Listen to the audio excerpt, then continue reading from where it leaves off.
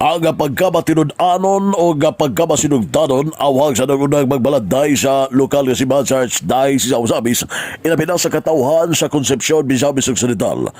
Magtinarong sa kinabuhi, magmatinud-anon o masinugtanon. Kini ang awhag sa nagunang Magbalantay Archbishop Martin Sarmento Mawa DD ato sa Pontifical Mass di Malamagdugay sa kapistahan sa Konsepsyon, Misamis Occidental nga naghatag og pagtagad kay ang resulta sa sala mauban ang pag-adto sumapa sa Arsobispo daw gapuyo sa purgatorio kay kung nagkasala kuhaan sa ranggo og posisyon nga nahuptan nga sama siya ni Adan og Eva nga ginginlan sila sa paraiso apan ang Ginoo maluluyon bisan pa nga gipalaya sila sa paraiso apan nakaangkon gyapon sila og karuhay sa ilang kinabuhi kay kung ang tao mo trabaho og matunan na gyapon ini ang kalipay kay kun ang ilang kinabuhi haom diha sa kabubuton usab sa Ginoo. O ato sa maong kasaulugan, gipahinugduman sa nagunang Magbalantay ang Katawhan nga diha sa Konsepsyon, Misamis Occidental sa pagkamasinugtanon sa kabubuton sa Dios. Nga ay obedience, sama usab sa obedience diha sa panimalay. Nga ang mga anak ay obedience sa ilang mga ginikanan kay samok ang panimalay kun wala ang pagtahod sa mga anak sa ilang ginikanan.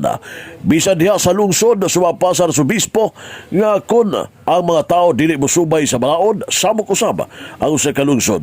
Busa magmasinugtanon, ang mahinungdanon nga maghatag kini o pagkamasinugtanon nga gipuy-an sa mga katawhan aron nga magbalinaon ang usa ka lungsod o sa kakakomunidad tungod kay anaaman giuptan sa mga katawhan ang pagkamatinud-anon, pagkamasinugtanon diha sa katitingban.